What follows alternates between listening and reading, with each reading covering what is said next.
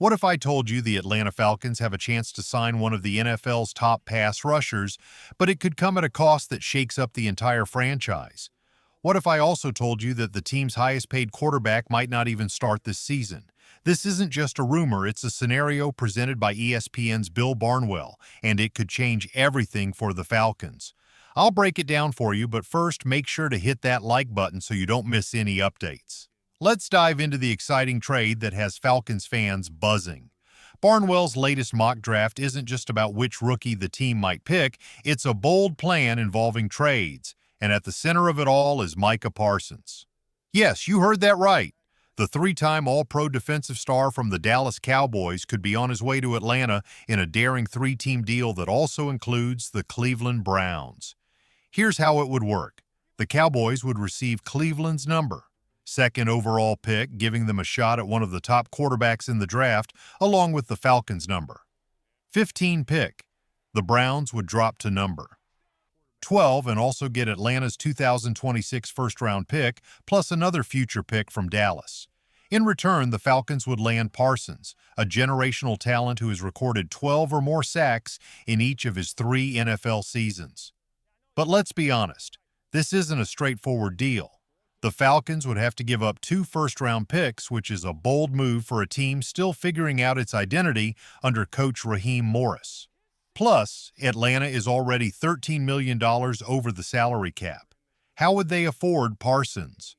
Barnwell suggests they could make some financial adjustments, especially with Kirk Cousins' likely departure on the horizon. Yes, Cousins, who signed a massive 4-year, $180 million contract, is now being discussed as a backup quarterback. We'll get into that confusion shortly.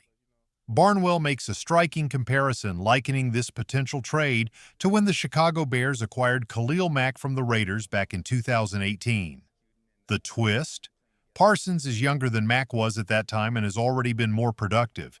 This isn't just a short-term move, it could shape the Falcons' defense for the next decade.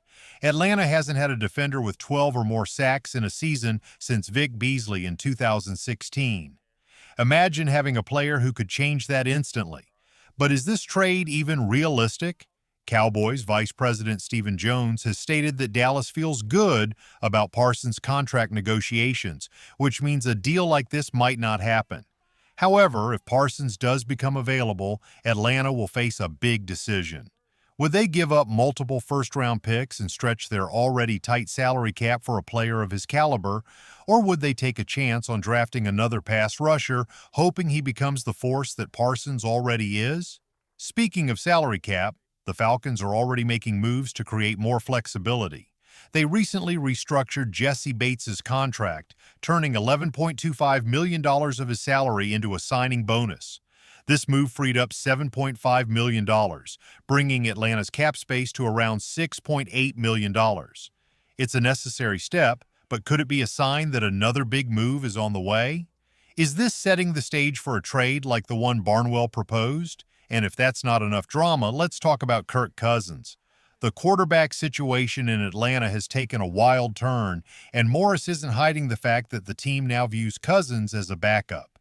Yes, the same Kirk Cousins who was given $90 million in guaranteed money just a year ago. The same quarterback who was supposed to stabilize Atlanta's offense. The signs were already there when the Falcons drafted Michael Penix Jr. just 6 weeks after signing Cousins, but now it's almost official. Morris is doubling down, saying the team feels very strongly about Cousins as their backup quarterback. Publicly, the team is handling this situation as professionally as possible, but behind the scenes, it's clear this is a tricky situation. Cousins' contract includes a no-trade clause, meaning he has control over whether he stays or goes. But will he really want to stay in Atlanta just to hold a clipboard for Penix? He's made it clear he still wants to be a starter, and if that opportunity arises elsewhere, both he and the Falcons might have to make a tough choice. This is where things get complicated. Cousins struggled late last season, throwing just 1 touchdown and 9 interceptions in his final 5 games. He later claimed injuries were part of the issue, but Morris wasn't rushing to support that claim. The Falcons only listed him on the injury report. But let's dig a little deeper. If the Falcons decide to go all in on Micah Parsons, what does that really mean for the franchise? This is a team that has struggled for years to find a true game-changing pass rusher. Think about it. Atlanta has used multiple draft picks on edge rushers, but none have turned into long-term stars. Tack McKinley? A bust? Vic Beasley? He had one great season and then faded away. The Falcons have been missing a dominant force on defense for almost a decade, which makes this trade so appealing. Parsons is different. He's not just a talented player, he's already a superstar. Since joining the league, he's been a nightmare for offensive linemen, recording 12 or more sacks in all 3 of his NFL seasons. And it's not just about the sacks. His ability to disrupt plays, force fumbles, and pressure quarterbacks at an elite level is something Atlanta hasn't had since the days of John Abraham. Now let's talk about the financial side of things. The Falcons are already $13 million over the salary cap. Adding Parsons wouldn't just cost them draft picks, it would require some serious financial maneuvering. This is where things get interesting. One of the easiest ways to clear up cap space? Moving on from Kirk Cousins. Here's how it all connects. Keeping Cousins past the 5th day of the league year triggers a $10 million roster bonus for 2026. But let's be honest, Cousins isn't part of Atlanta's long-term plans. If the Falcons can find a trade partner, they could free up space and possibly regain a pick they'd lose in a Parsons trade. However, that's easier said than done. Cousins has a no-trade clause, which means he has complete control over where he goes. If he doesn't want to leave Atlanta, he doesn't have to. The only way this works is if Cousins decides he wants a fresh start, and let's face it, why wouldn't he? He's not going to want to settle for being a backup. The challenge is finding a trade partner. Cousins will only waive his no-trade clause for the right situation.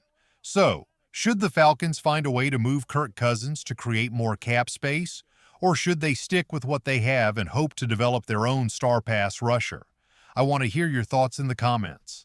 And if you're as invested in this Falcons offseason as we are, make sure to hit that like button, subscribe for more updates, and turn on notifications so you don't miss a thing. Go Falcons!